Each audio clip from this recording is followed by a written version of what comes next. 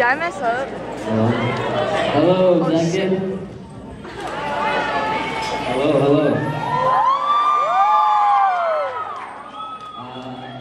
I'm Brandon and I'm from Marysville. That's 4 hours away from here, so I came all the way just for this. Thank Duncan and the officers for inviting me and Brandon Mars.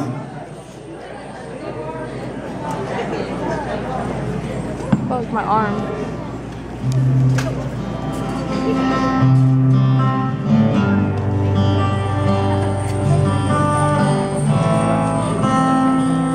What's he saying? I don't know. Don't wait till yeah.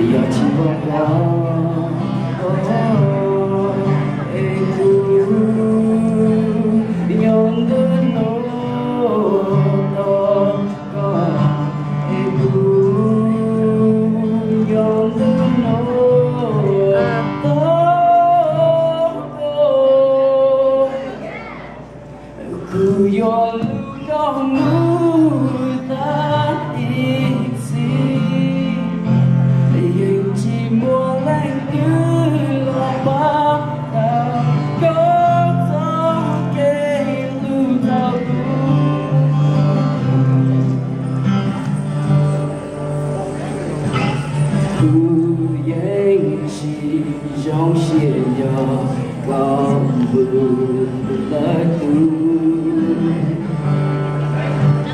vì cứ xa gió qua đào đi lạnh xưa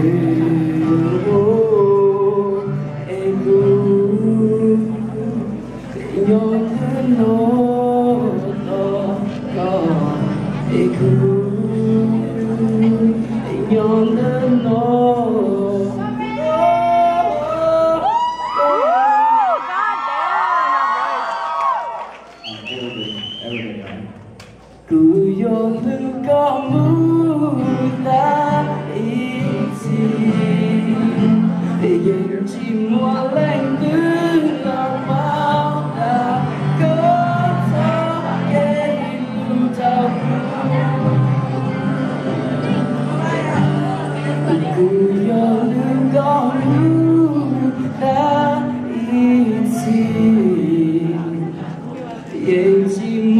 em